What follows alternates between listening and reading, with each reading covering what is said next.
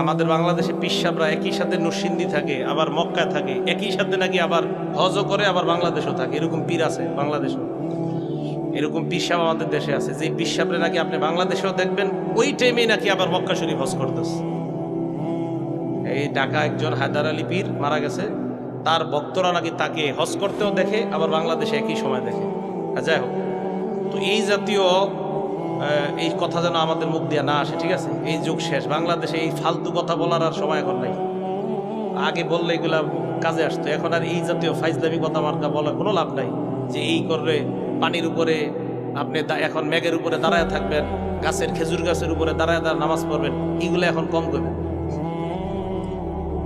আল্লাহ পাক রব্বুল আলামিন সূরা মুনাফিকুন আয়াত নাম্বার 8 আল্লাহ বলেন, ওয়ালা ইউআখিরুল্লাহু নাফসান ইযা জাআ আজালুহা ওয়াল্লাহু খাবীরুম বিমা তা'মালুন। সূরা মুনাফিকুন আয়াত নাম্বার 11। আল্লাহ বলেন, কিছুতেই কোনো মানুষকে সামান্য সময় দেওয়া হবে না, সুযোগ দেওয়া হবে না যখন তার মৃত্যুর সময় এসে যায়।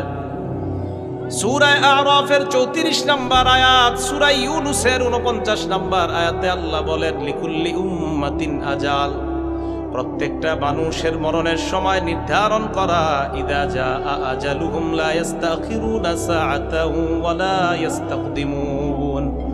মরণ আসলে এক সেকেন্ড আগেও না পরেও না, ওই সময় তার মরণ হবে, কোনো সন্দেহ নাই। আল্লাহ পাক রব্বুল আলামিন বলেন, মানুষের মরণ যখন আসবে, ইযা জাআ আজালুকুম, মরণ আসলে লা ইস্তাখিরুনা সাআতাও ওয়া লা ইস্তাকদিমুন, এক সেকেন্ড আগেও না এক সেকেন্ড পরেও না, মরণ যখন আসবে ওই সময় তোমার মরণ হবে, কোনো সন্দেহ নাই।